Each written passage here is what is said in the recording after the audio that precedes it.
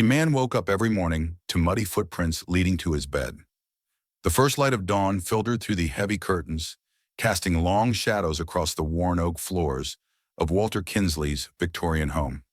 Nestled at the edge of a dense forest in rural Vermont, the house had stood for over a century, its faded pane and crooked shutters bearing witness to countless seasons. It was a place that exuded both charm and melancholy, a fitting reflection of Walter himself. At 62, Walter had spent most of his life as an English teacher at the local high school, shaping young minds with Shakespearean sonnets and tales of Edgar Allan Poe. But now, retired and widowed, he found solace not in literature but in solitude. His wife, Margaret, had passed away 2 years ago after a brief illness, leaving behind an emptiness that no amount of gardening or reading could fill. The house creaked softly as Walter shuffled into the kitchen, his slippers whispering against the floorboards. The air smelled faintly of wood polish and lavender, a scent Margaret had loved. He paused by the window, gazing out at the sprawling gardens she'd once tended so lovingly. Now it was overgrown, though Walter did what he could to keep it from becoming completely wild. He moved slowly these days, weighed down not just by age but by grief. Friends and neighbors occasionally stopped by, offering casseroles or invitations to church socials, but Walter always declined. "I'm fine," he'd say, forcing a smile that didn't reach his eyes. Truthfully, he wasn't sure how to be anything other than alone anymore. His mornings followed a predictable rhythm: coffee brewed strong enough to wake the dead, toast slathered with homemade jam, and then a few hours lost in the pages of a book. But lately, something strange had begun to disrupt this routine, something Walter couldn't quite explain. It started innocuously enough. One morning as he descended the staircase, he noticed faint muddy footprints trailing across the polished floor. They led straight to his bedroom door. At first he thought little of it. Perhaps he'd tracked dirt in himself during one of his late-night wanderings. Or maybe a raccoon had somehow slipped inside. But when the prints appeared again the next day, and the day after that, Walter began to feel uneasy. Each morning, without fail, there they were. Small, deliberate impressions left by boots too large to belong to any creature skulking through the woods. And yet the doors were locked, the windows secure. There was no sign of forced entry, no evidence of anyone having been there at all. Walter tried to ignore them, chalking it up to stress or some trick of his mind. After all, living alone in such a big old house was bound to play games with your imagination. But deep down, he knew better. Something or someone was visiting him while he slept, and every time he looked at those muddy footprints leading to his bed, a cold knot tightened in his chest. It was the chill that woke him. Not the kind that seeped through the drafty windows of the old house, but something deeper, primal. Walter Kinsley sat upright in bed, his heart pounding as if it had been startled awake before he had. For a moment he sat frozen, listening to the silence that enveloped the room. Nothing stirred outside. Even the wind seemed to hold its breath. Then he saw them. The footprints. They started at the threshold of his bedroom door and led straight to the edge of his bed, where they stopped abruptly, as though whoever, or whatever, had left them had simply vanished into thin air. Unlike the boot prints from days past, these were different, smaller, more delicate, yet unmistakably human. Bare feet, their soles caked with damp earth, had pressed faint impressions into the polished wood floor. Walter swung his legs over the side of the bed, his bare feet hovering inches above the nearest print. His throat tightened as he stared at the trail, each step perfectly spaced, deliberate, almost ceremonial. He reached for his glasses on the nightstand, fumbling them onto his face to make sure his eyes weren't deceiving him. They weren't. "Who's there?" he called out, his voice cracking in the stillness. No answer came. Only the soft creak of the house settling around him. A sound that usually comforted him, but now felt sinister, like the groan of an old beast stirring in its sleep. He grabbed his robe from the foot of the bed and wrapped it tightly around himself, cinching the belt with trembling hands. Moving cautiously, he followed the trail back to the doorway, his gaze darting between the prints and the shadows beyond. The hallway was empty, the pale light of dawn creeping through the lace curtains lining the upstairs windows. Walter descended the stairs, each step amplifying the unease coiling in his gut. He checked every door, every window, running his fingers along the sills and frames for any sign of forced entry. Everything was locked tight, just as he'd left it the night before. No broken glass, no splintered wood, no muddy smudges on the walls or furniture. It was as though the intruder had materialized inside the house itself. His mind raced with possibilities, none of them comforting. Had someone been watching him, waiting until he fell asleep to sneak in? But why leave such an obvious trail, and why stop at the edge of his bed? Returning to the second floor, Walter stood in the doorway of his bedroom and studied the prints again. There was something hauntingly familiar about them. Their size, their shape, the way they curved slightly inward, as though the person who made them walked with purpose, but also tenderness. A memory flickered at the edges of his consciousness, tugging at him like a loose thread. He shook his head, trying to dispel it. This wasn't real. It couldn't be. But deep down, Walter knew better. The footprints weren't random. They weren't accidental. They were meant for him. The days blurred together as Walter's mornings became an unshakable ritual of dread and fascination. Each sunrise brought the same unsettling discovery: muddy footprints leading from his bedroom door to his bed.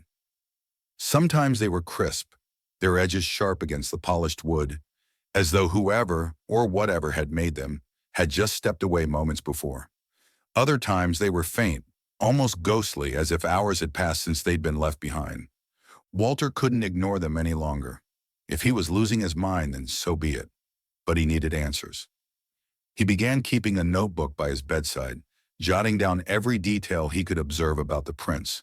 The size was consistent, smaller than his own feet, delicate but not frail. The pattern suggested barefoot steps, the toes slightly splayed, the heels pressing deeper into the floorboards. They always moved in the same direction, from the doorway to the bed, never deviating, never wandering elsewhere in the house. He measured the length between each step, noting how evenly spaced they were. Whoever or whatever was leaving them walked with precision, as though following an invisible line drawn across the floor. There was no hesitation, no stumbling or faltering, just purpose. On the fourth morning, Walter woke earlier than usual, unable to shake the feeling that something or someone was watching him even in his sleep. He lay still, listening intently for any sound beyond the rhythmic ticking of the grandfather clock downstairs. When nothing stirred, he slipped out of bed quietly, careful not to disturb the prints already forming on the floor. Armed with his notebook and a flashlight, he prowled through the house like a detective in one of the mystery novels he used to teach.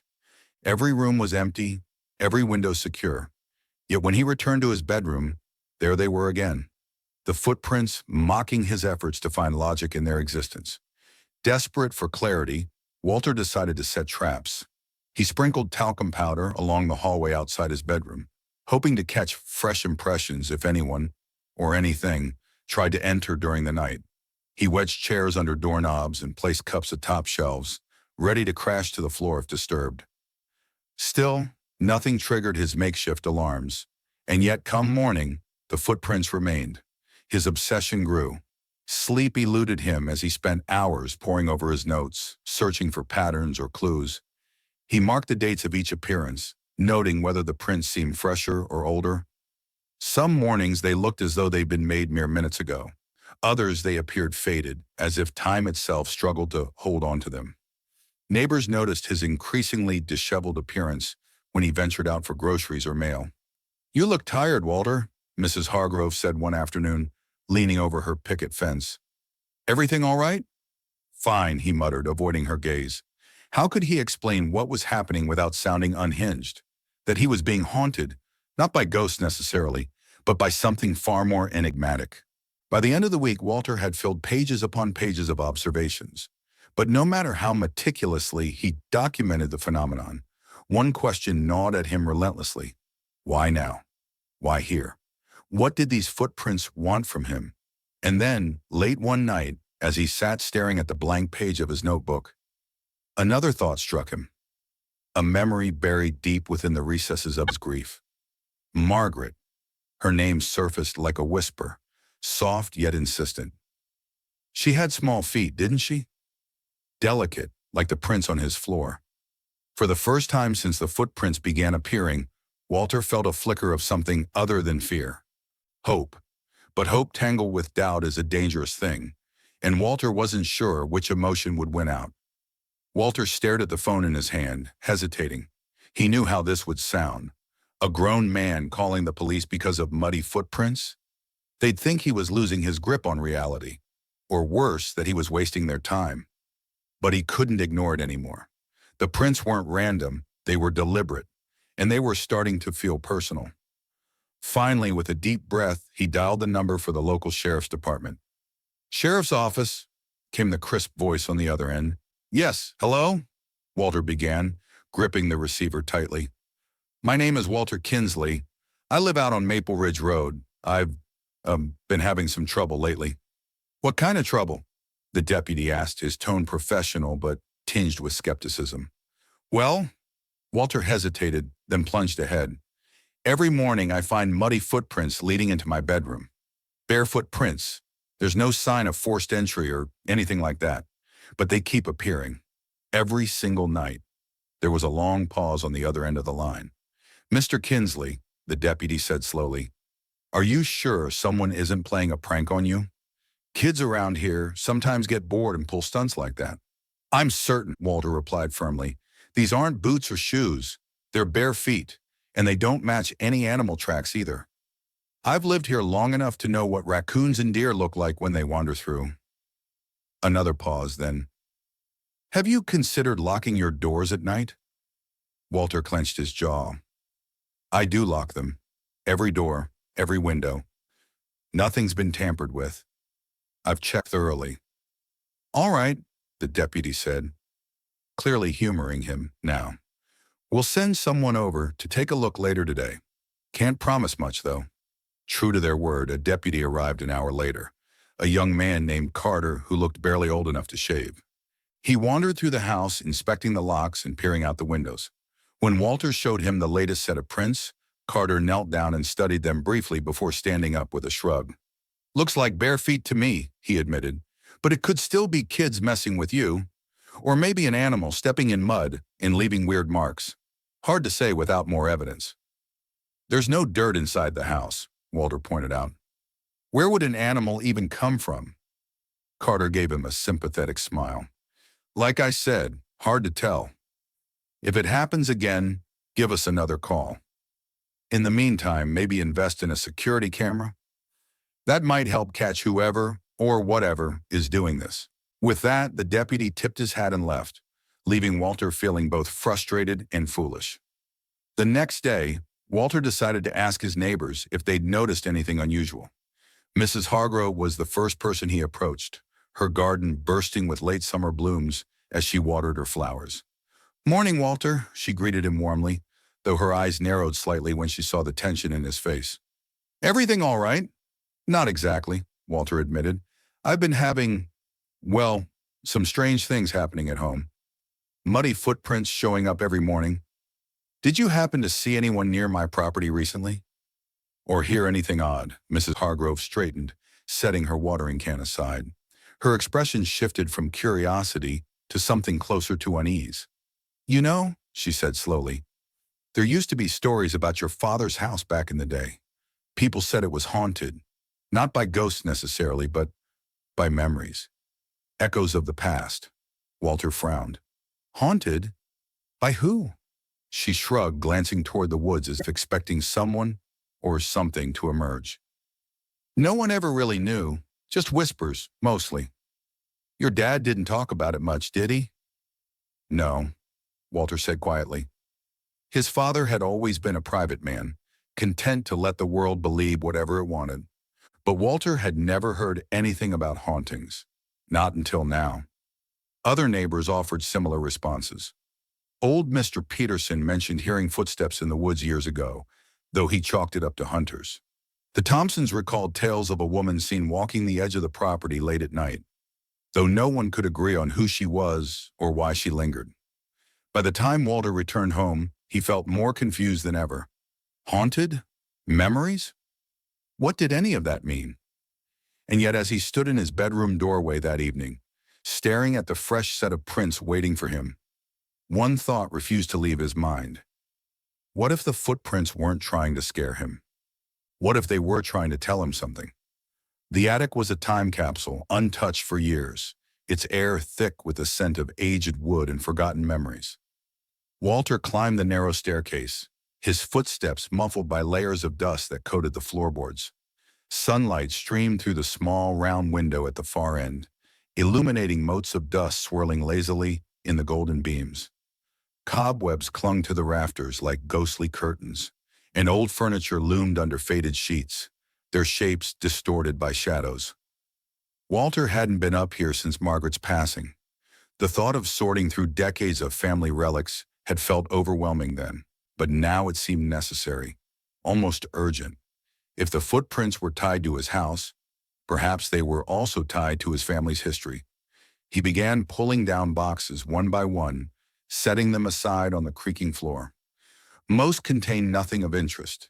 Yellowed photographs of relatives he barely remembered, Christmas ornaments wrapped in brittle tissue paper, and stacks of magazines no one would ever read again. But then, tucked beneath a pile of musty quilts, he found something that made his breath catch. A leather-bound journal, its cover cracked and worn from years of use. Inside the front cover, written in faded ink, were the words, "Property of Thomas Kinsley, 1903. Thomas Kinsley, Walter's grandfather, the man who had built this house, brick by painstaking brick, over a century ago. Walter ran his fingers over the embossed initials, feeling a strange connection to the ancestor he'd never known. He settled onto an overturned crate and opened the journal carefully, as though afraid it might crumble in his hands. The entries were sparse, written in a neat but uneven hand. They chronicled the construction of the house, the planting of the first trees in the garden, and the birth of Walter's father, Henry. But as Walter flipped further, he noticed a shift in tone. The later entries grew terse, almost frantic. March 14th, 1908. Eleanor came again today. She won't leave us be. I fear what she'll do if we don't find her soon. April 2nd, 1908. They searched the river again. Nothing. Not a trace. How can someone vanish so completely? Mary is beside herself. I don't know how much longer we can endure this. May 12th, 1908. I heard her last night. Her voice carried through the halls, calling my name. It wasn't real. It couldn't have been. And yet, I followed it. To the woods. There was nothing there but shadows and silence. Walter's heart pounded as he read. Who was Eleanor? Why had she disappeared? And why did his grandfather seem so haunted by her presence? Buried deeper in the box, he found a bundle of letters tied with a fraying ribbon. The paper was brittle, the ink smudged in places, but the words were still legible. One letter, dated 1908, stood out. Dear Thomas, we are all praying for you and Mary during this difficult time. Losing Eleanor has shaken us all. Some say she wandered too close to the river and fell in, though no body was recovered. Others whisper darker things, that she didn't leave willingly. Please take care of yourself, my friend. These woods hold secrets none of us truly understand. The letter was unsigned, but the implication was clear. Eleanor hadn't simply drowned. Something or someone had taken her. Walter sat back, the weight of the discovery pressing heavily on his chest. A young girl named Eleanor, missing for over 100 years, disappeared near the river behind his property. Rumors of foul play, whispers of restless spirits haunting the woods, and now muddy footprints appearing every night in his home. It was impossible not to draw a connection. As Walter descended from the attic, the pieces of the puzzle began falling into place in his mind. This house wasn't just a structure of wood and stone, it was a vessel for memories, for stories left untold. And somewhere within those stories lay the truth about the footprints. But if Eleanor was trying to reach him, what did she want?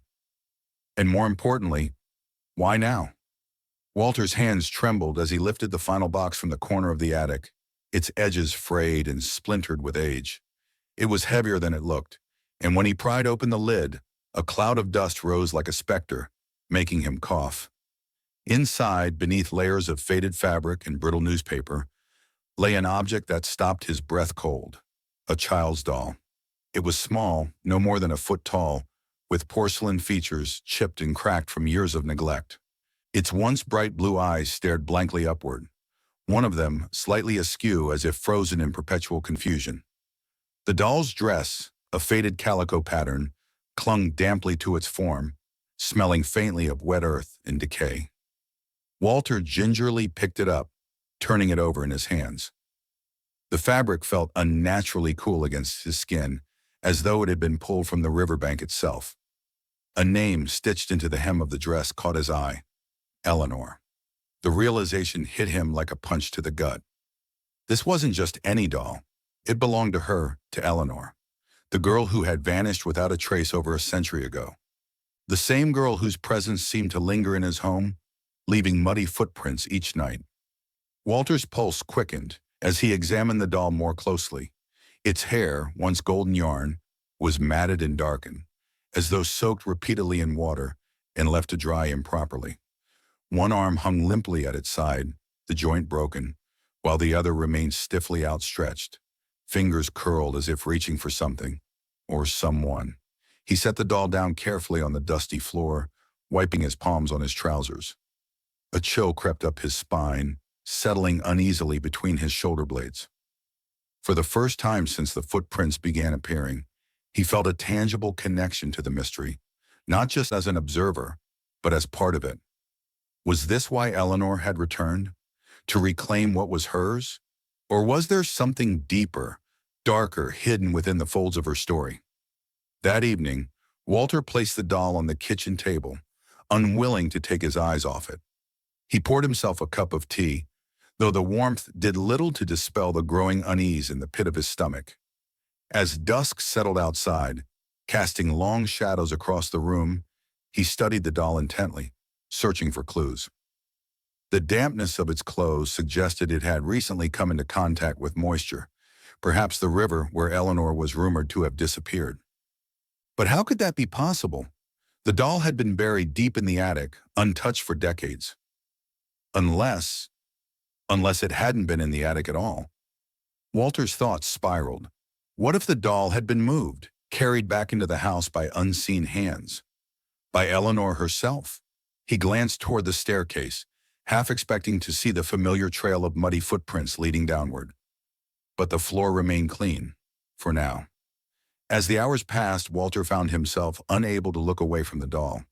Its empty gaze seemed almost accusatory, as though daring him to uncover the truth. And yet, the longer he stared, the more he noticed details he'd missed before.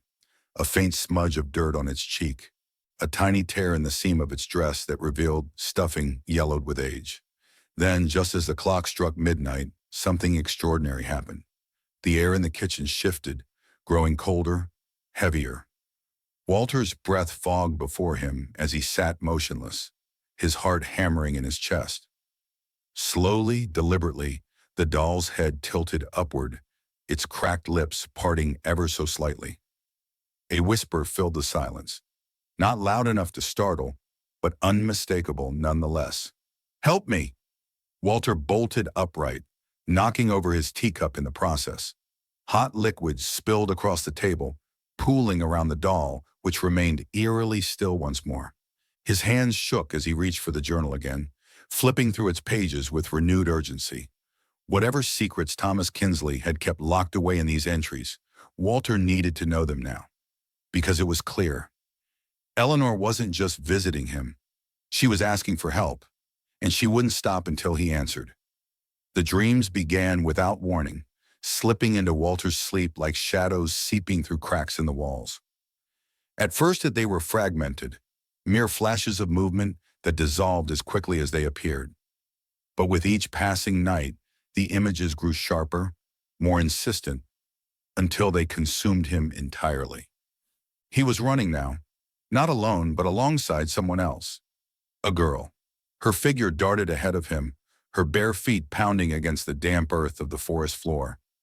The trees loomed tall and menacing, their gnarled branches clawing at the moonlit sky. She wore a tattered dress, its colors muted in the dim light, and her hair streamed behind her like a banner of desperation. "Help me!" she cried, her voice echoing through the woods. "Please, you have to help me!"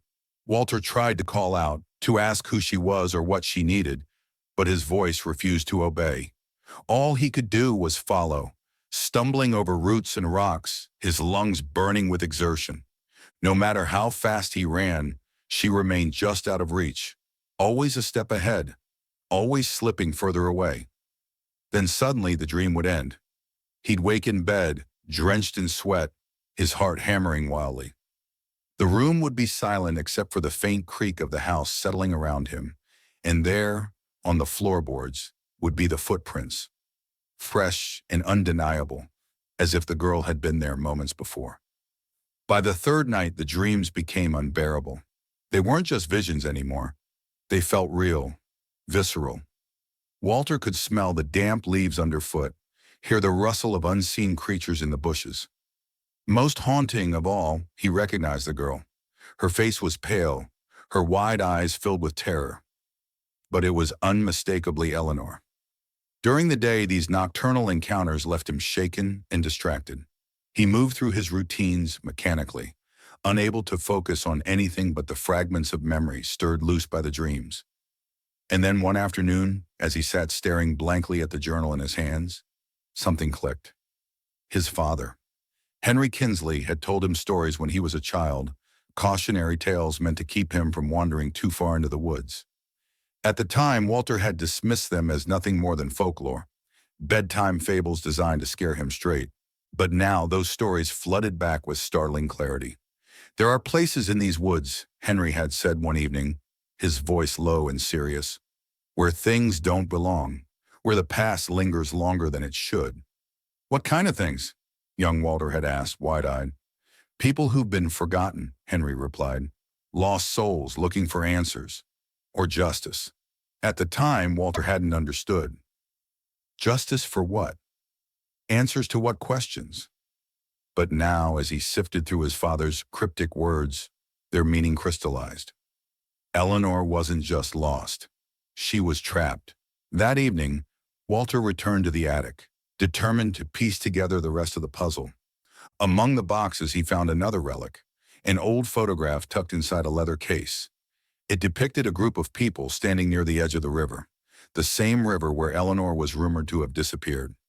One figure stood apart from the others, a small girl clutching a doll tightly to her chest. Her expression was solemn, almost sad, as though she knew her fate even then. It was Eleanor. On the back of the photograph, scrawled in faded ink, were the words, "Eleanor Kinsley, 1908. Kinsley. The name hit Walter like a thunderclap. Eleanor wasn't some stranger who had wandered onto their property. She was family, his great-aunt perhaps, or a distant cousin. Someone tied directly to the lineage of this house and to the tragedies that haunted it. As he held the photograph, a wave of grief washed over him. Not just for Eleanor, but for the life she might have lived if she hadn't vanished so tragically. For the secrets buried alongside her. For the weight of history pressing down on this house, on him. And then, as if summoned by his thoughts, the air shifted. The temperature dropped sharply, and the faint scent of wet earth filled the attic. Walter turned slowly, half expecting to see the ghostly figure of the girl standing behind him. Instead, he heard her voice again. A whisper carried on the breeze. "You're close," she said. "But you need to find me." When Walter descended the stairs that night, the footprints leading to his bed were darker, deeper than ever before. They seemed less like traces of mud and more like imprints of urgency, of desperation. Eleanor wasn't just asking for help anymore. She was demanding it. The calm that had once defined Walter's solitary existence was now a distant memory. The house, once creaky but comforting, had transformed into something alive, breathing, shifting, watching. Every corner seemed to harbor secrets. Every sound hinted at unseen movement. And the footprints, those relentless markers of intrusion, were no longer content to appear only in the mornings. One evening, as Walter sat in his armchair with a book he wasn't reading, he heard it, a faint whisper drifting up from downstairs. At first he thought it was the wind playing tricks on him, whistling through the cracks in the old windows. But then it came again, clearer this time, a soft murmur, almost melodic, yet impossible to decipher. His heart quickened as he set the book aside and rose to his feet. The whispers grew louder, or perhaps closer as he descended the stairs, gripping the railing for support. Each step felt heavier than the last, as though the house itself resisted his investigation. "Who's there?" he called out, his voice echoing hollowly in the empty hall. No answer came. Only silence greeted him when he reached the bottom of the staircase. The living room was dark, the furniture cloaked in shadows, but everything appeared undisturbed. Nothing seemed out of place until his gaze fell upon the staircase railing. There, smeared across the polished wood, was a streak of wet mud. Fresh mud, it glistened faintly in the dim light, trailing downward as if someone, or something, had brushed against it while passing by. Walter's breath caught in his throat. He reached out tentatively, touching the dampness with trembling fingers. It was cold, almost icy, despite the warmth of the house. Backing away slowly, he scanned the room again, searching for any sign of an intruder. But there was nothing. No one. Just the oppressive weight of the silence pressing down on him. Days passed, and the disturbances grew bolder. One afternoon, as Walter watered the garden, he glanced toward the woods and froze. For a split second, he saw her, the shadowy figure of a girl darting between the trees. She moved too quickly for him to be certain. He recognized the shape, the flutter of her dress. Eleanor. Dropping the watering can, he rushed toward the tree line, calling out her name. "Eleanor, wait!" But she was gone before he even reached the edge of the property. The woods stood silent, their ancient trunks forming a barrier he dared not cross. Still, he stared into the darkness, his pulse racing. Had she been real, or had his mind conjured her from the fragments of dreams and memories? He returned to the house shaken, unable to shake the image of her fleeting form. That night, as he prepared for bed, he found another anomaly waiting for him. The footprints weren't confined to the path from the bedroom door to his bed anymore. Now they crisscrossed the floor in chaotic patterns, some overlapping, others veering off toward the walls of the closet. They looked frantic, as though whoever or whatever had made them had been pacing, searching, desperate. Walter knelt beside the prints, studying them intently. Some were deeper than others, suggesting varying levels of pressure. A few even showed signs of slipping, as if the person responsible had stumbled or fallen. His stomach churned as he realized what this meant. Eleanor wasn't just visiting anymore. She was trying to communicate. The next morning brought yet another escalation. As Walter sipped his coffee at the kitchen table, he noticed something strange through the window. Near the edge of the forest, where the ground sloped downward toward the river, the grass was matted and torn, as though something or someone had dragged themselves through it recently. Curiosity warred with fear as he grabbed his coat and stepped outside. The air was crisp, carrying the earthy scent of autumn leaves. Following the trail of disturbed vegetation, he made his way cautiously toward the riverbank. When he arrived, his breath hitched. There, embedded in the soft soil near the water's edge, were more footprints, barefoot impressions, identical to those haunting his home. They led directly into the shallows, where the current swirled lazily around smooth stones. Beyond that, however, there was nothing. No continuation of the trail, no evidence of anyone surfacing on the opposite bank. It was as though Eleanor had walked straight into the river and vanished. Walter stood there for a long moment, staring at the ripples lapping gently against the shore. The realization hit him like a tidal wave. Whatever had happened to Eleanor all those years ago, it had started here. This was the epicenter of her tragedy, and she needed him to uncover the truth. As he turned to leave, he felt it, a sudden drop in temperature, accompanied by the unmistakable sensation of being watched. He spun around, heart pounding, but saw nothing except the endless expanse of forest and water. Yet behind him on the muddy bank, fresh footprints began to form. Eleanor was running out of patience. Walter sat at his kitchen table, the journal and photographs spread out before him.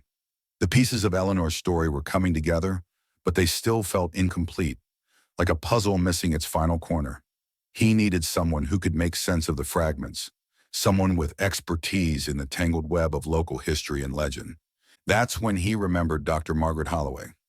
Dr. Holloway was a retired historian who lived on the outskirts of town, known for her encyclopedic knowledge of Vermont's folklore and unsolved mysteries. Walter had met her once at a community event years ago, where she'd given a lecture on ghost stories tied to the region. Her calm demeanor and sharp intellect had left an impression on him even then. Now, desperate for answers, he decided to reach out. He called her late one afternoon, bracing himself for skepticism. To his relief, she listened intently as he explained the footprints, the dreams, the doll, and the journal entries about Eleanor. When he finished, there was a long pause on the other end of the line. "This sounds significant," Dr. Holloway said finally, her tone measured but intrigued. "If you're willing, I'd like to visit your home tomorrow. There may be more to this than meets the eye." The next morning, Dr. Holloway arrived promptly, dressed in a practical cardigan and sturdy boots. She carried a leather satchel filled with notebooks and files, her silver hair pulled back into a neat bun. Walter greeted her warmly, grateful for her willingness to help. After a brief tour of the house, they settled in the parlor, where Walter laid out all the artifacts he'd uncovered: the journal, the letters, the photograph, and the doll. Dr. Holloway examined each item carefully, her brow furrowing as she pieced together the connections. "This is remarkable," she murmured, holding up the photograph of Eleanor by the river. "I've heard whispers of this girl before, in old records, oral histories passed down through generations. But no one ever mentioned she was connected to this property." She turned to Walter, her expression grave. "Eleanor Kinsley disappeared under highly unusual circumstances. Some say she drowned accidentally, while others claim foul play. But what most people don't know is that Eleanor believed she had a gift, or a curse, depending on how you look at it." Walter leaned forward, his heart pounding. "What kind of gift?" "She claimed she could speak to spirits," Dr. Holloway replied. "According to local lore, Eleanor often wandered into the woods at night, saying she felt called by voices only she could hear. People thought she was eccentric at best, mad at worst, but some believed her claims held truth, that she truly saw or heard things beyond our understanding." A chill ran down Walter's spine. The image of Eleanor running through the forest in his dreams came rushing back, her terrified cries echoing in his mind. "Did anyone ever find out who or what was calling her?" he asked hoarsely. Dr. Holloway shook her head. "No, but there are rumors. Dark rumors. Some say Eleanor wasn't being guided by benevolent spirits. Others believe she stumbled upon something ancient, something tied to the land itself. Whatever it was, it consumed her." Her words hung heavy in the air, settling over Walter like a shroud. He glanced toward the staircase, half expecting to see muddy footprints materializing before his eyes. "If Eleanor believed she was communicating with spirits," he ventured cautiously, Do you think she might still be here? In this house?" Dr. Holloway hesitated, choosing her words carefully. "It's possible. Places like this, old homes built on lands steeped in history, can act as conduits for residual energy. If Eleanor's spirit is tied to this property, it's likely because she feels unfinished. Business remains unresolved." "Unfinished business," Walter echoed softly. His gaze drifted to the doll sitting on the side table, its cracked porcelain face staring blankly ahead. Dr. Holloway followed his line of sight and frowned. "Where did you find that?" "In the attic," Walter replied. "It belonged to Eleanor, didn't it?" She nodded slowly. "It certainly seems so. Dolls often hold emotional significance, especially for children. If this was Eleanor's, it might serve as a focal point, a way for her presence to manifest more strongly." As if on cue, the temperature in the room dropped sharply. Both Walter and Dr. Holloway turned toward the doorway, where faint whispers began to drift through the air.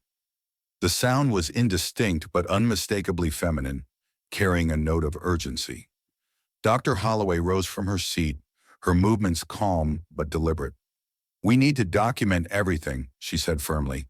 "Every detail matters if we're going to piece together what happened to Eleanor and why she's reaching out now." Walter nodded, though his hands trembled as he reached for his notebook. For the first time since the footprints began appearing, he felt a glimmer of hope. With Dr. Holloway's help, perhaps he could unravel the mystery, not just for himself, but for Eleanor. But as the whispers grew louder, wrapping around them like tendrils of fog, Walter couldn't shake the feeling that they were running out of time. Eleanor's voice cut through the silence one last time, clear and pleading. "Find me." The nights grew colder, both inside the house and within Walter himself. Each new discovery, the whispers, the footprints, the doll, brought him closer to unraveling Eleanor's story, but it also deepened the chasm of uncertainty gnawing at his mind. Was this real? Or was he losing his grip on reality, consumed by grief and isolation? During the day when the sun streamed through the windows and the world seemed ordinary again, doubt crept in like an unwelcome guest. He would sit in the parlor, staring at the journal or the doll, questioning every strange occurrence. The muddy footprints could have been tracked in somehow, couldn't they? Maybe a raccoon had slipped inside unnoticed, leaving smudges that only looked deliberate. The whispers might simply be the wind playing tricks on him, amplified by the creaks of the old house settling. And as for the dreams, well, everyone knew how easily the subconscious could conjure vivid images from fragments of memory and emotion.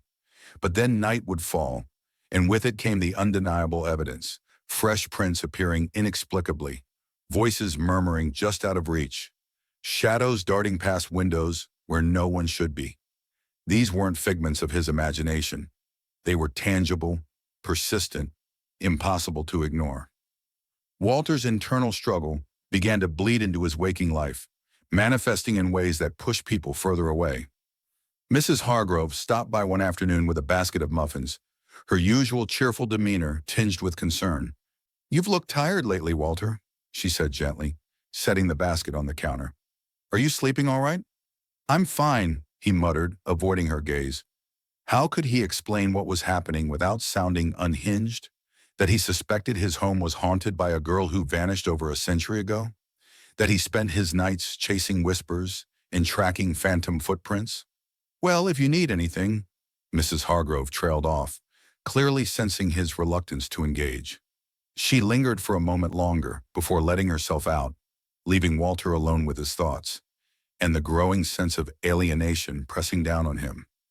Other neighbors noticed too.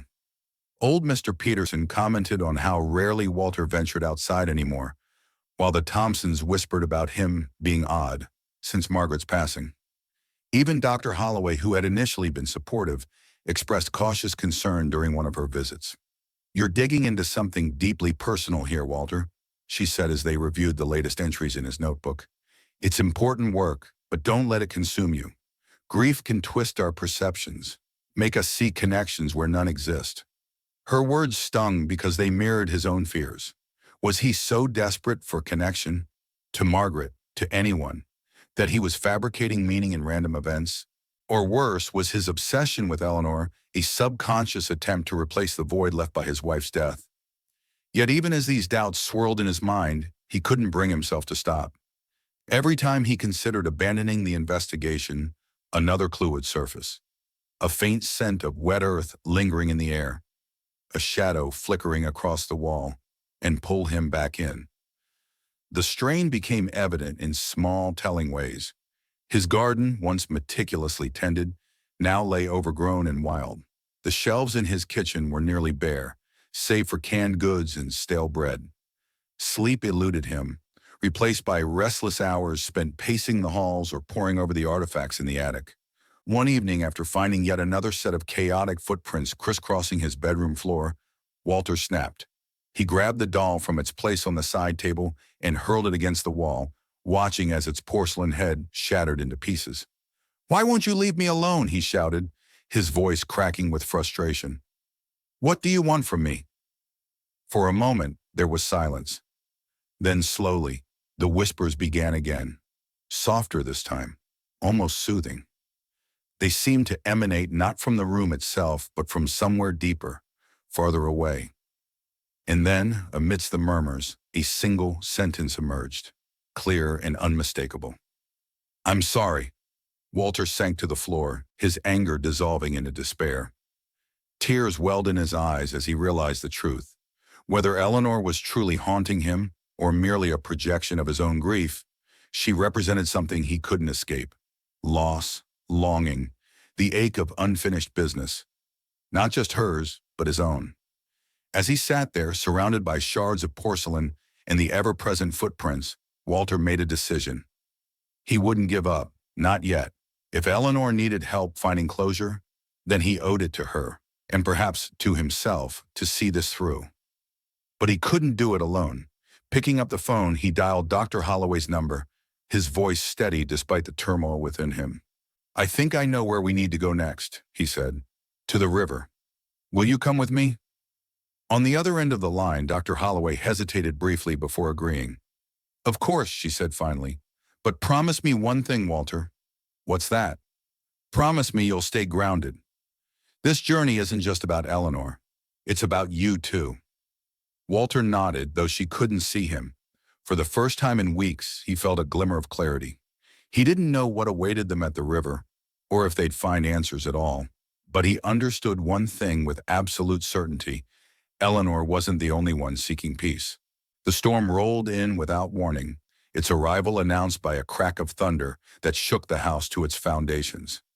Rain lashed against the windows, streaking them with rivulets of water that distorted the world outside into a blur of shadow and motion. Walter stood at the edge of his bedroom doorway, staring down at the muddy footprints that led not only to his bed, but also toward the narrow staircase descending into the basement, a place he hadn't ventured into in years. His stomach churned as he followed the trail, each step amplifying the unease coiling within him. The air grew colder the closer he got to the basement door, heavy with the damp, earthy scent of decay.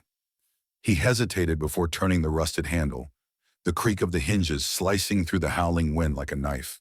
The flashlight trembled in his grip as he descended the rickety wooden stairs, their groans echoing ominously in the confined space. The beam of light cut through the darkness, revealing cobwebs draped like funeral veils across exposed beams and forgotten relics of another era. An antique sewing machine, stacks of yellowed newspapers, and furniture shrouded in dusty sheets. At the bottom of the stairs, the footprints continued, smaller now, more deliberate, as if guiding him deeper into the labyrinthine recesses of the basement. His breath hitched when he realized they stopped abruptly near a pile of old furniture, pushed haphazardly against the far wall. Something about the arrangement felt intentional. Walter approached cautiously, his heart pounding so loudly he could barely hear the rain pounding above. With trembling hands, he began clearing away the debris, an armchair here, a broken dresser there, until his flashlight illuminated something that made his blood run cold. A trapdoor set into the floor, its surface weathered and warped with age. A crude iron ring hung from its center, tarnished but still functional. For a moment, Walter simply stared at it, frozen by a mixture of dread and curiosity. What lay beneath? Was this where Eleanor's story had ended, or begun? Summoning every ounce of courage, he knelt down and grasped the iron ring. It took all his strength to pry the trapdoor open, the hinges protesting with a metallic shriek that reverberated through the basement. A rush of cold air spilled out, carrying with it the unmistakable smell of wet earth and mildew. Peering into the yawning darkness below, Walter's flashlight revealed a narrow set of earthen steps leading downward into what appeared to be a crude underground chamber. The walls were rough-hewn, the dirt packed tightly around jagged stones. At the bottom, he spotted something that made his breath catch. A small wooden trunk, its lid slightly ajar. Hard hammering, Walter descended the steps one by one, the beam of his flashlight dancing nervously over the walls. When he reached the trunk, he knelt beside it, hesitating for a moment before lifting the lid. Inside, he found a collection of items that sent a shiver coursing through him. A child's hairbrush, its bristles matted with strands of golden yarn. A tattered book of poetry, its pages brittle and stained. And most chillingly, a locket containing a faded photograph of Eleanor herself, her solemn eyes staring back at him, as though imploring him to understand. But it was the last item that struck him hardest, a folded letter, written in delicate script on paper that crumbled at the edges. Hands shaking, Walter unfolded it and began to read. To whoever finds this, if you are reading these words, then I am gone. I don't know why I feel compelled to write this. I only know that I must. The voices have been speaking to me for weeks now, whispering secrets I cannot comprehend. They say I have been chosen, that I will uncover something hidden beneath our land. Father forbade me from going into the woods, but I can no longer resist their call. I fear I may never return. If I do not, please tell my family that I love them dearly.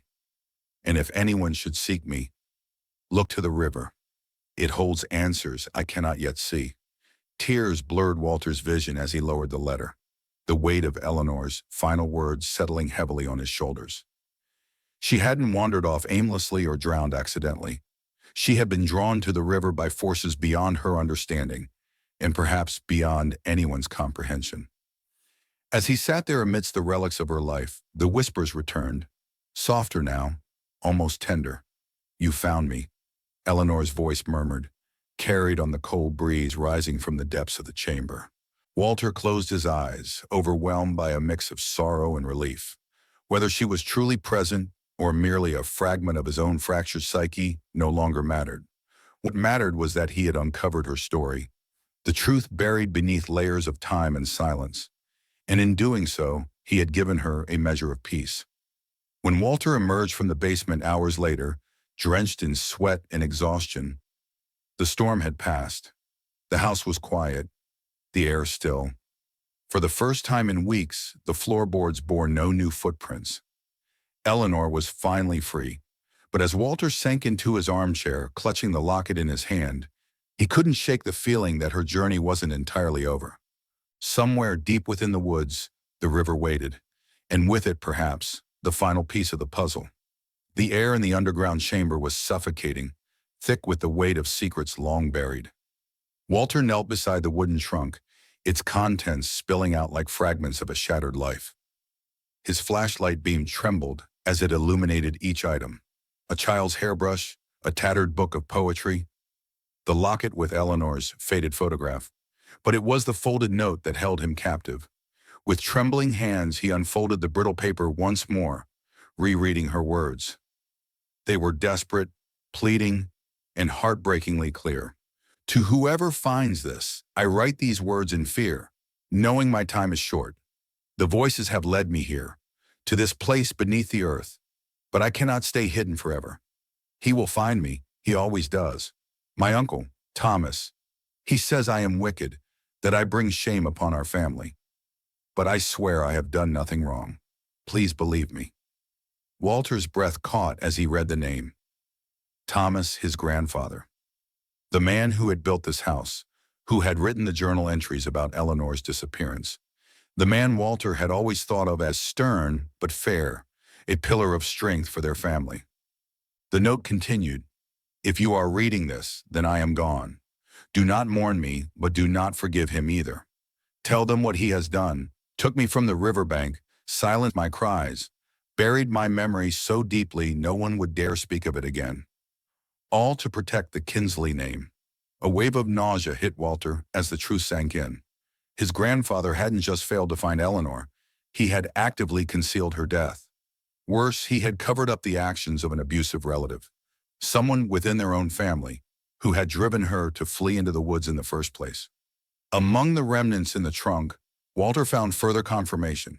A scrap of fabric torn from a dress, damp and stained with mud, its pattern matching the calico of the doll upstairs. There was also a small rusted key, its purpose unclear but undeniably significant. And tucked beneath everything, another letter, this one addressed directly to Thomas Kinsley. Dear Uncle, why do you hate me? What sin have I committed to deserve your wrath? I only wanted to be free, to follow the voices that promised me safety. Instead, they led me to ruin, and now you seek to erase me entirely. If God sees your deeds, he will judge you harshly. As for me, I can only pray that someone discovers the truth someday, when it is safe to tell. Eleanor's voice seemed to echo around him, not just in the words on the page, but in the oppressive silence of the chamber. Walter felt the walls closing in, the weight of his family's sins pressing down on him. This house wasn't haunted by Eleanor. It was cursed by the choices made in her name. As Walter climbed back up the earthen steps and emerged into the dim light of the basement, the storm outside had subsided, leaving behind a heavy stillness. He carried the trunk's contents with him, cradling them like fragile relics. Each item told a story of loss, betrayal, and silence, a legacy he now bore whether he wanted to or not. Sitting at the kitchen table hours later, Walter spread the artifacts before him, piecing together the full picture. His grandfather had known the truth all along. The frantic entries in the journal weren't expressions of grief. They were confessions of guilt. Thomas Kinsley hadn't searched the woods because he already knew where Eleanor was. He hadn't reported her disappearance because doing so would expose the abuse she endured at the hands of their family. And the house itself? It stood as both monument and tombstone, built on land soaked with her suffering. Every creak of the floorboards, every whisper in the dark, it was all tied to her. To her pain, to her plea for justice denied. For days afterward, Walter couldn't sleep. The footprints no longer appeared, but their absence offered little comfort. Instead, he replayed Eleanor's final moments over and over in his mind. The terror she must have felt as she fled into the woods, the anguish of realizing there was nowhere left to hide. He thought of his father, Henry, who had grown up under Thomas's shadow. Had he suspected the truth? Or had he been shielded from it, raised to believe Eleanor's disappearance was simply a tragic accident? Most painfully, Walter thought of himself. How many times had he walked through this house without knowing the horrors concealed beneath its foundation? How many nights had he slept peacefully above the trapdoor, oblivious to the girl who lay forgotten below? But Eleanor hadn't been entirely forgotten. Not anymore. One morning, as sunlight streamed weakly through the rain-streaked windows, Walter made a decision. He called Dr. Holloway, his voice steady despite the turmoil inside him. "I need your help," he said. "We need to set the record straight." When she arrived, he showed her everything. The trunk, the letters, the implications against his grandfather. Dr. Holloway listened intently, her expression somber but resolute. "This changes everything," she said finally. "Eleanor's story deserves to be told, not as folklore, but as history. It's time to give her back her voice." Together they began drafting a plan. They would document the evidence, share it with local historians, and ensure Eleanor's fate was no longer erased from the annals of memory. It wouldn't undo the past, but it might offer some measure of redemption for Eleanor, for the family that failed her, and perhaps for Walter himself. As he sat at the table that evening, penning the first draft of Eleanor's story, Walter felt a strange sense of peace settle over him. The house was quiet now, truly quiet, as though Eleanor had finally found the closure she sought. Her whispers were gone, but her presence lingered, in the warmth of the sun streaming through the window, in the rustle of leaves outside, in the faint scent of lavender drifting through the air. She was free, and maybe, just maybe, Walter could begin to heal too. The night was unnaturally still, the kind of silence that seemed to stretch infinitely, as though the world itself was holding its breath. Walter sat alone in the parlor, the artifacts from the trap door spread across the coffee table before him. The weight of what he had uncovered pressed heavily on his chest, each revelation carving deeper into his soul. He stared at the locket containing Eleanor's photograph, her solemn eyes gazing back at him through time and tragedy. And then the air shifted. A soft breeze stirred the curtains, though no window was open. The temperature plummeted, sending a shiver down Walter's spine.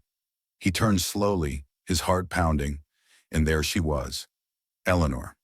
She stood in the doorway, her form translucent yet unmistakably real. Her dress, tattered and damp, clung to her slight frame, and her hair hung loose, matted with dirt and river water. But it was her face that held him captive, pale, delicate, and etched with sorrow so profound it pierced straight through him. For a moment, neither moved nor spoke. Walter remained frozen, his breath catching in his throat as he took in the sight of her. Not as a shadow or a whisper, but as a presence fully formed. She looked younger than he had imagined, no older than 12 or 13, her wide eyes filled with an ache that transcended lifetimes. Finally she spoke, her voice soft but clear, carrying the weight of years unspoken. "You found me," she said simply, her words tinged with both relief and sadness. Walter swallowed hard, struggling to find his own voice. "Yes," he managed at last, "I found you." He rose from his seat, trembling slightly, unsure if he should approach her or keep his distance. Eleanor didn't move, her gaze locked onto his, as though searching for something, forgiveness perhaps, or understanding. "I'm sorry," Walter whispered, his voice breaking under the weight of emotion. "I'm so sorry for what happened to you, for what they did to you." Tears welled in Eleanor's eyes, though they didn't fall. Instead, she tilted her head slightly, studying him with an expression that was almost tender. "It wasn't your fault," she said softly. "You weren't even born when it happened. But thank you for finding me, for listening." Her words struck Walter like a physical blow. Here she was, a child robbed of her life, betrayed by those who should have protected her, and yet she bore no malice toward him. No anger, no demand for vengeance. Only sorrow and a longing for closure. "How can I make this right?" Walter asked, his voice barely above a whisper. "Tell me what you need." Eleanor hesitated, her gaze drifting to the items on the table. The locket, the letters, the remnants of her life. When she spoke again, her tone carried a quiet resolve. "Tell my story," she said. "Let people know who I was. Not just a name in old records, not just a ghost in the woods, a person, someone who mattered." Walter nodded fervently, tears streaming down his own face now. "I promise," he vowed. "I'll tell everyone. I'll make sure no one forgets you." For the first time since she had appeared, Eleanor smiled, a small, fleeting curve of her lips that lit up her entire face. It was a smile of gratitude, of peace long denied. "And," she added after a pause, her voice growing softer, "thank your grandfather for me, for building this house where I could stay close to them, to my family." Walter blinked, startled by her words. His grandfather had hidden her fate, buried her memory, but he had also built the home that became her refuge, however unwittingly. Perhaps even Thomas Kinsley had been more complicated than Walter had realized. "I will," Walter promised, his voice thick with emotion. Eleanor lingered a moment longer, her form beginning to shimmer, dissolving into faint motes of light. As she faded, her final words drifted through the room, carried on the same gentle breeze that had announced her arrival. "Goodbye, Walter. Thank you." When she was gone, the warmth returned to the room, chasing away the chill. Walter sank back into his chair, clutching the locket tightly in his hand. The house was silent once more, but it felt different now, not oppressive but lighter, as though Eleanor's spirit had finally been laid to rest. In the days that followed, Walter kept his promise. With Dr. Holloway's help, he compiled Eleanor's story into a detailed account, complete with photographs of the artifacts and excerpts from the journal. Together they presented their findings to local historians, ensuring that Eleanor Kinsley would no longer be forgotten. The townspeople listened with rapt attention, some shedding tears as they learned of the young girl who had endured such cruelty and whose memory had been erased for over a century. Slowly, Eleanor's name began to resurface, not as folklore or legend, but as history. As for Walter, he found solace in honoring her memory. The footprints never reappeared, nor did Eleanor manifest again. But every morning, as sunlight streamed through the windows of the old Victorian house, Walter felt her presence, a quiet reassurance that she was at peace, finally free to move on. And in sharing her story, Walter discovered something unexpected, a way to heal himself. By giving Eleanor a voice, he had begun to reclaim his own. The morning of the memorial service dawned clear and crisp, the golden light of autumn spilling over the landscape like a benediction. Walter stood at the edge of the woods, his breath visible in the cool air, as he surveyed the small gathering of townsfolk who had come to honor Eleanor Kinsley. It was a modest turnout, neighbors, friends, and even some strangers drawn by curiosity or respect. But to Walter, it felt monumental. For the first time in over a century, Eleanor's name would be spoken aloud not as a whisper of folklore, but as a testament to her humanity. Dr. Holloway stood beside him, clutching a folder containing the documents they had painstakingly compiled. Photographs of the artifacts, transcriptions of Eleanor's letters, and excerpts from Thomas Kinsley's journal. Her presence was a steadying force, a reminder that Walter wasn't alone in this journey. Together they had pieced together a story long silenced, ensuring it would never again fade into obscurity. At the center of the clearing, near the tree line where Eleanor's shadowy figure had once darted through his dreams, Walter had erected a simple wooden cross adorned with wildflowers. Beneath it lay a plaque inscribed with her name and dates, along with a single line of text. Eleanor Kinsley, 1895-1908, remembered always.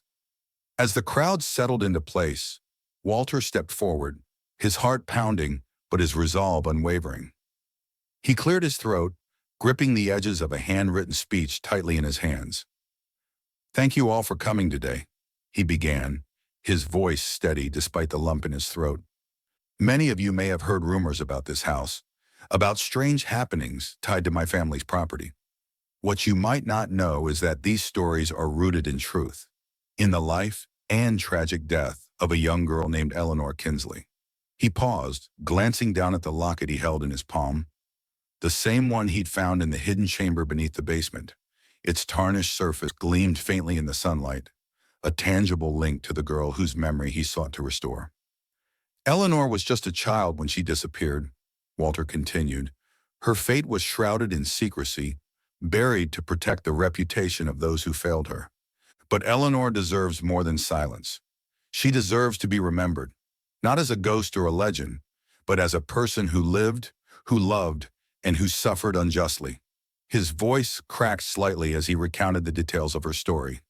Her abuse at the hands of an abusive relative, her desperate flight into the woods, and the cover-up orchestrated by his grandfather. The crowd listened intently, their expressions ranging from shock to sorrow. Some bowed their heads while others wiped away tears. "When I discovered the truth about Eleanor," Walter said, his gaze sweeping across the assembled faces, "I made a promise to give her back her voice, to tell her story so that no one could ever forget her again." He gestured toward Dr. Holloway, who stepped forward to share portions of their research. The journal entries, the letters, and the heartbreaking note Eleanor had left behind. As she spoke, Walter watched the townspeople absorb the weight of what had been uncovered. There were murmurs of disbelief, nods of understanding, and quiet acknowledgments of grief. When the presentations concluded, Walter invited everyone to join him in a moment of silence. He closed his eyes, imagining Eleanor standing among them, not as a spirit seeking justice, but as a girl finally allowed to rest. Afterward, as people lingered to pay their respects or offer condolences, Walter wandered closer to the plaque. He knelt beside it, brushing away a stray leaf that had landed on its surface. "I kept my promise," he whispered, his voice barely audible. "You're remembered now, Eleanor. You'll never be forgotten again." A soft breeze rustled through the trees, carrying with it the faint scent of lavender, a scent he hadn't noticed since Margaret's passing. Walter smiled faintly, feeling an unexpected sense of peace wash over him. That night, as he climbed the stairs to his bedroom, he braced himself for the familiar sight of muddy footprints leading to his bed. But the floorboards were clean, untouched by any trace of intrusion. For the first time in weeks, the house felt truly quiet, not empty, but serene. Eleanor's presence lingered, not as a haunting specter, but as a gentle reminder that healing was possible, even after unimaginable loss. In the days and months that followed, Walter began to rebuild his life. He tended to his garden with renewed vigor, coaxing new blooms from the soil as though nurturing hope itself. Neighbors who had once regarded him with concern now greeted him warmly, offering invitations to dinners and gatherings. Slowly, he began to re-engage with the world outside his walls, But perhaps the most profound change was within himself. By honoring Eleanor's memory, Walter had found a way to confront his own pain, the grief that had consumed him since Margaret's passing. He realized now that closure wasn't about forgetting, it was about remembering, and in doing so, finding a path forward. One evening, as he sat in his armchair reading a book, Walter glanced toward the window overlooking the woods. The sun had dipped below the horizon, casting the forest in shades of deep blue and purple. Somewhere out there, Eleanor rested peacefully, her story finally told, and Walter knew he wasn't alone anymore. The transformation in Walter Kinsley was subtle at first, like the first buds of spring breaking through the frostbitten soil. It began with small steps, accepting Mrs. Hargrove's invitation to join her book club, where he found solace in discussing stories that mirrored his own journey of loss and redemption. Then came volunteering at the local library, organizing shelves and leading occasional talks on classic literature, roles that brought him closer to the community he had once shunned. Each interaction, each shared smile or moment of connection, chipped away at the walls he'd built around himself after Margaret's death. He started sleeping better, waking without the suffocating weight of grief pressing down on his chest. The house, too, seemed different, not haunted, but alive with memories both painful and precious. One crisp autumn afternoon, as golden leaves swirled in the breeze, Walter hosted a small gathering on his porch. Neighbors brought pies and cider, sharing laughter and stories under the warm glow of string lights he'd hung earlier that week. For the first time in years, Walter felt part of something larger than himself, a thread woven into the fabric of the town he called home. Final scene. Weeks later, as the days grew shorter and winter approached, Walter found himself sitting on his porch one evening, wrapped in a quilt Margaret had sewn years ago. The sunset painted the sky in hues of amber and rose, casting long shadows across the yard. Beyond the fence, the woods stood silent, their ancient trees cloaked in twilight. He sipped a cup of tea, its warmth seeping into his hands, and let out a contented sigh. The heaviness that had weighed on him for so long was gone, replaced by a quiet sense of peace. Eleanor's story had changed him, not just by forcing him to confront the past, but by teaching him the power of resilience and remembrance. As the last rays of sunlight dipped below the horizon, Walter reflected on how far he'd come. He no longer feared the footprints or the whispers. Instead, he carried Eleanor's memory as a beacon of hope, a reminder that even in the darkest moments, light could break through. Final twist.